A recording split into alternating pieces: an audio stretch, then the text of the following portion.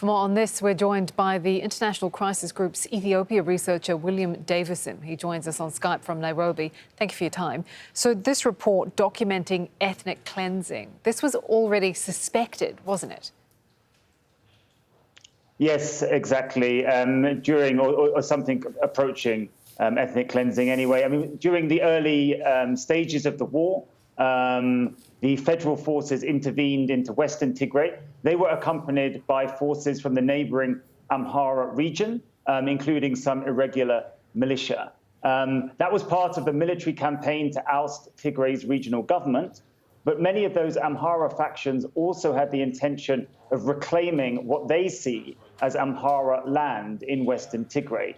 And these reports indicate that there has been significant depopulation of Tigrayans from those areas in Western Tigray. But much of this has been undercovered, underreported so far because of the lack of access to those Tigrayans who have fled in, we believe, huge numbers into central Tigray. Can you explain that ethnic element a little bit more for us, why some Amhara might feel this way towards some Tigrayans? Sort of explain a little bit of the history there. At the beginning of the federal era, or just before it, this area in West Tigray, according to Amhara activists, let's say, they say that it was a mixed area or perhaps predominantly Amhara, what is now formally part of Western Tigray.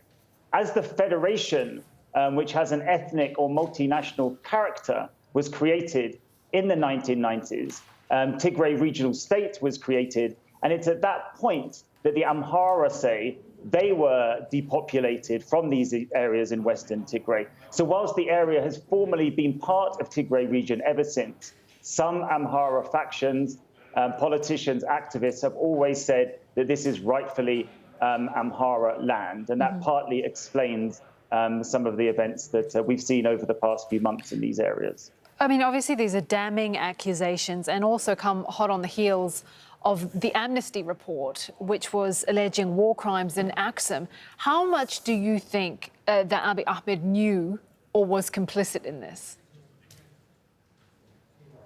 The issue for the federal government here is that it has continually denied any role for Eritrean troops inside the conflict in Tigray. However, since November, there has been a steady stream of evidence to the contrary. The Amnesty report not only details convincingly the presence of Eritrean troops, but also atrocities committed by Eritrean troops against civilians in Axum. And that is only one of a number of incidents, similar incidents, reported across Tigray.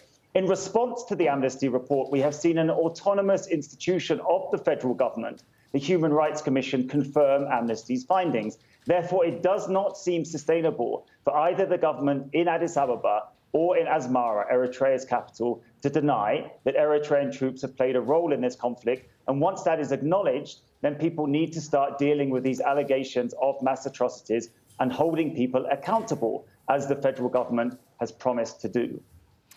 OK, thank you for your analysis, for breaking that down for us there, William Davison from the International Crisis Group.